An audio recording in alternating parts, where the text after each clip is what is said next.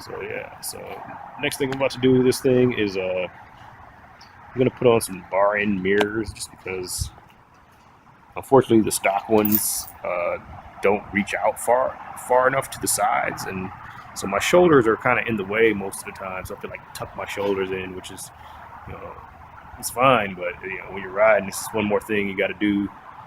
So I'm gonna get some nice. I got some cheap ass bar end mirrors, which seem to fit on here. Another thing I noticed was these little ends here were they're corroding really easily. So you really have to, if you got these on there, you want to make sure you are cleaning them off every week. You know, I just use like an Armor All wipe, and you know, you can see in there it's already corroded inside there. So I'm gonna put these cheap bar end mirrors on instead. And you know, hey, I don't mind if those get corroded. With this set here, you actually can use the stock bolt to hold it down, because that's what fits in there best with these. So that's what we do. And we have some new bar end mirrors. Actually found some anodized red ones, which is kind of cool. But these are just another cheap pair off Amazon. I think they're like 20 bucks. Should fit and hopefully get me just a little bit wider view, so I can, you know, see behind me without having to, you know, tuck my shoulders in or my arms in, you know, when I'm in traffic. Because obviously, you know, splitting lanes, you definitely got to know what's coming up behind you on both sides at, you know, all times, as much as possible. So, and it'll also keep these things from corroding any further because they'll be inside. So clean these up, and if I want to sell it, I can just throw the stocks back on here. The mirror is got a big ass, like I'm using a 17 millimeter to yank these things off. That seems to be what fits. That's what also fits on the drain plug for the oil pan too, is a 17 millimeter wrench or socket. Obviously you got to use a wrench on this one, a socket wrench. And just one good tug and spin them off. Just make sure you get a good hold on your bars and stuff so you don't tip this sucker over. Yeah, so gotten a few questions, you know, since I made the last video. One person asked me if it was comfortable to ride for a long period of time, and I would say no. Probably about after an hour, it does start getting uncomfortable. But my commute's only like 20 minutes tops to work in the morning, so for my daily commute, it's perfectly fine, and I don't find myself getting, you know, uncomfortable on the way to work. But definitely longer rides. Definitely gets a lot more. You're just gonna have some discomfort on this thing. Someone also asked me about what bags I had on here. I don't have them on here right now, but I have a set of Nelson Rig Sport saddle bags that are just throwovers. I just throw them over the seat, and it's pretty easy to just throw them over. And just it actually works out really well because you can pack them inside, and then when you're ready to go, you just throw them on, ready to ride, and, you know, get where you're going or whatever. If you want, you can take my work stuff in there, and I can just take all my gear inside and change in there. So yeah, that's that. Gonna go ahead and throw these mirrors on here, and then let you guys see how it looks when it's done. Alright, so we got the mirrors installed, and the new mirrors installed, and the old mirrors are off. Definitely changes the look a little bit.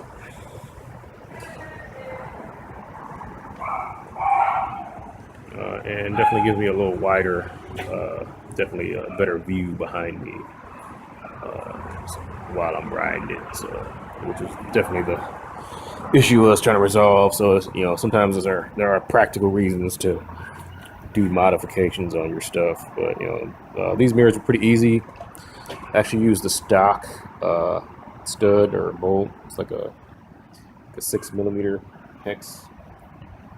It is short enough to fit in with just the mirror parts itself. It did come with I got these one used off Amazon, so it was missing like one of the pieces of hardware, which have made it impossible to install on another bike, most likely, if that have the hollow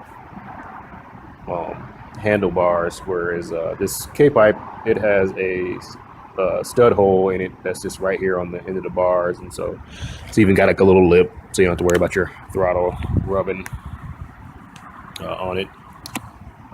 So it's got plenty of free play in it, no rub. Other side is nice and tight, so I just used the stock ones because the studs that came with these mirrors were too long for this bike. So I just used the stock ones, and it fit perfect. It tightened up just fine. Holds the mirrors on really good. Definitely like the look of the bar end mirrors, and if you left stuff like in your way when you're on the bike. So that's one of the cool things about it. And also, yeah, first 1,300 mile review, and things are going good. Like I said, a lot of criticism. Chinese built stuff, but this bike has been pretty good so far, so we'll see how it goes down the stretch and what problems we have with it. Definitely got to keep up on the maintenance on it. You can definitely tell when the oil's needing to get changed, how it runs differently. I used a 4-stroke Valvoline oil, synthetic oil in here, made specifically for 4-stroke engines, because it is a different formula, especially when you're in a high heat environment, high RPMs. You need to get the 4-stroke oil here on this bike because it is air cooled, and you don't want to mess your engine up, burning it all up. I got the new spark plug in here. I did put it's just a NKG plug in here. It made a really big difference too with the oil change. Definitely more responsive.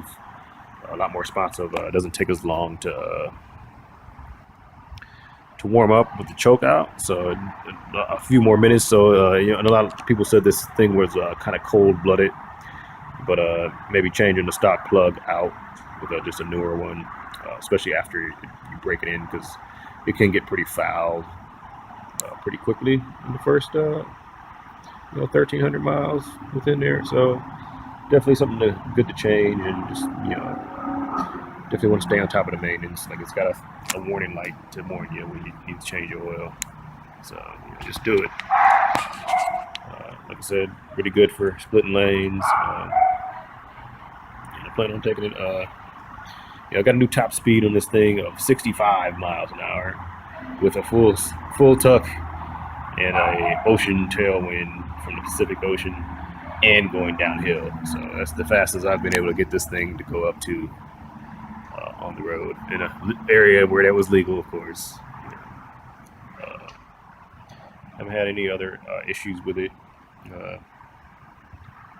Some of the definitely want to step on the body, the maintenance on the body, and especially the chrome parts, because I live fairly close to the ocean here, and I have been getting I just use like an Armor All wipe and just make sure you get your forks good, because you can see some corrosion on there.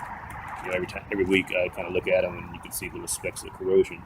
And again, on the end, on the bar ends too, the chrome caps get corroded pretty quick.